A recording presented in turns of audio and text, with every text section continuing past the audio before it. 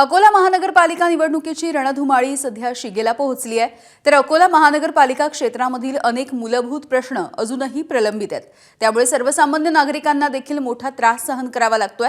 यंदाच्या निवडणुकीमध्ये या भागांचे नेमके मुद्दे कोणते या चर्चेत आलेले आहेत याचा आढावा घेतलाय, बघूयात। सरकारी काम आणि 6 महिने थांब अशी आपल्या मराठीत म्हण आहे। मात्र अकोल्यात हीच म्हण सरकारी काम आणि 10 वर्ष थांब आहे का असा प्रश्न पडतो।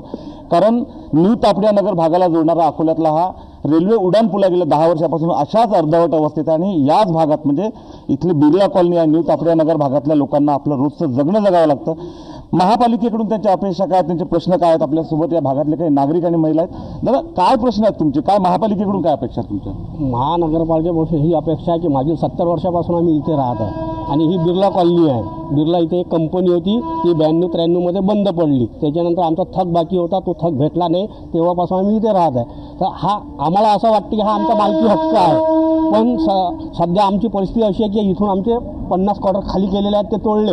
आता हे उरलेले जेमतेम लोक आहेत, आता यांना पण खाली करत आहे। तर आमच्या हेच मागण्या आहेत किंवा आम्हाला इथे राहू द्यावं आणि आम्हाला कुठल्याही प्रकारे प्रेशराईज करायचं नाही। तुम्हाला प्रेशराईज कोण केलं तुम्ही? आम्हाला तर आता काही राजकीय लोक आहेत, नगरपालिकाकडून आहेत, अजून इकडून तिकडून आहेत। आता एकाचं आम्ही तर नाव घेऊ नाही शकत ना की बा हेच व्यक्ती आहेत ते म्हणून। दादा, तुम्ही अकोल्यात गेल्या अनेक वर्षांपासून राहता, तुमचं बालपण या गावात गेलं, रस्ते पाणी या समस्या आजही तशाच आहेत? सर्व समस्या आहे, पाणी वगैरे व्यवस्थित वगैरे नाल्या वगैरेचं कोणी साफसफाई करायसाठी येत नाही। आम्हाला स्वतःला नाली सफा करावं लागते, सर्व त्यांना जाऊन 10 वेळा आणावं लागते किंवा चला नाली सफा करा। पूर्ण मच्छराचं हे आहे, सर्व डास, लहान लेकरं आहे, सर्व बिमार वगैरे पडतात इथे। आम्हाला घर नाही राहिले, आमचं झोपडून उठून टाकलं सर रेल्वेनं लोकांना। काय करा आम्ही, पोट भरा की कामाला जावा की नाही जावा? आमचे नवरे चांगले नाही, आमचा नवरा खूप दारू पिते साहेब। एकच पोरगा मी बघतो तुमच्या पोराला, आता घरी चालली मी आणि आमचे सगळे झोपडपट्टी उठून गेली। भाडं किती आहे? 2100 रुपये। पोट भरा किती भाडं द्यावा की लेकराचं शिक्षण पण नाही करा? काय करा आम्ही ना?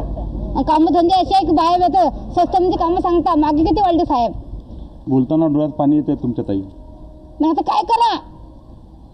कोणाचं सहारा नाही साहेब, स्वतःचं घर नाही आहे।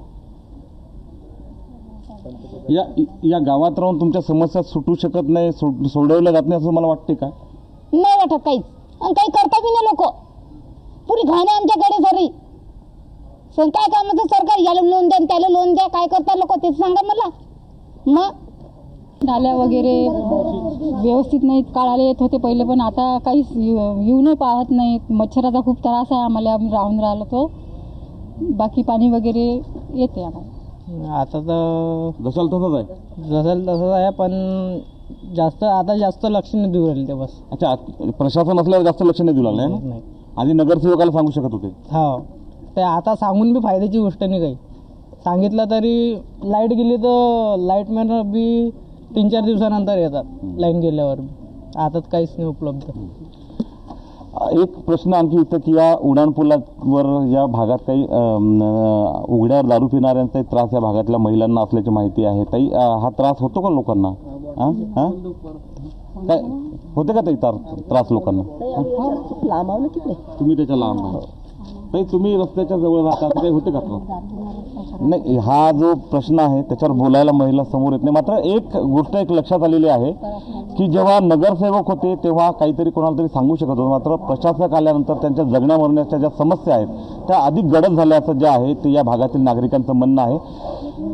अनेक वर्ष झाले तेच रस्त्यांचे प्रश्न आहे, तेच नाल्यांचे प्रश्न आहे, मात्र प्रत्येक निवडणूक आली की नागरिकांना त्याच प्रश्नावर परत बोलावं लागतं। हे आपल्या व्यवस्थेचं आणि आपल्या सरकारचं अपयश आहे असं म्हणावं लागेल। उमेश अरोणे, एबीपी माझा, अकोला। एबीपी माझा, उघडा डोळे बघा नीट।